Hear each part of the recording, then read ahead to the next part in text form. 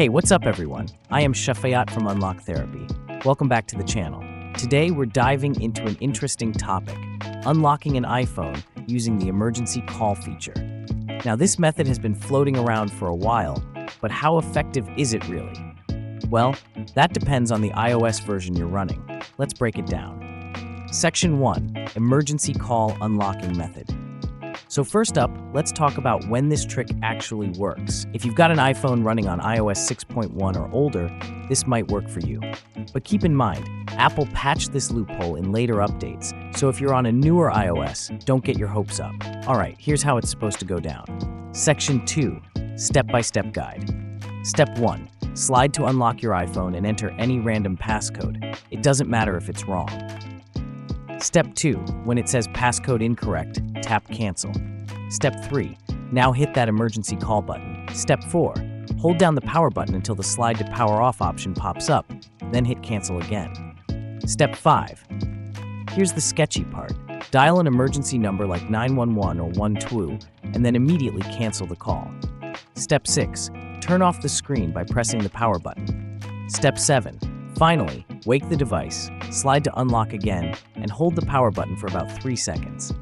Just before the power off slider appears, tap emergency call, and boom, you should have limited access to some features like contacts and photos. Section 3, but here's the catch. Even if this works, it's only going to give you partial access. You'll be able to peek at some contacts and photos, but that's about it.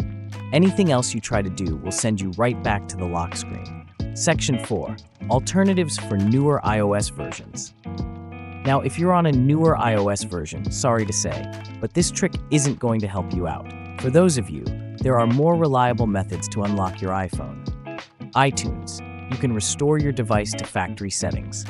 iCloud, use the Find My iPhone feature to remotely erase your device. Third-party software, tools like iMyFon Lock Wiper or TenorShare 4U Key can help you remove the passcode without needing the original one. These methods are far more effective and won't leave you hanging like the old emergency call trick. So in summary, while the emergency call method might work on those really old iOS versions, it's definitely not something you can rely on today. Stick to the official methods or trusted third-party tools if you need to unlock your device. You also can visit our website, unlocky.net. If you found this video helpful, make sure to give it a thumbs up, subscribe for more tech tips, and I'll catch you in the next one. Peace out.